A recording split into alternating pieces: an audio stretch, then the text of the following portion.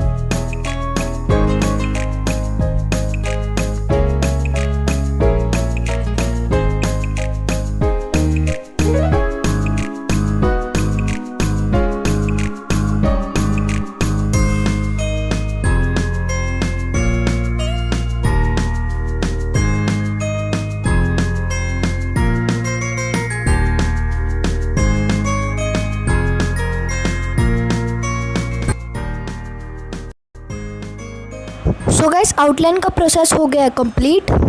So guys, इस sketch में जो बाकी डिटेलिंग होगी वो हम शेडिंग में करेंगे, जब हम इसकी शेडिंग करेंगे पार्ट 2 में।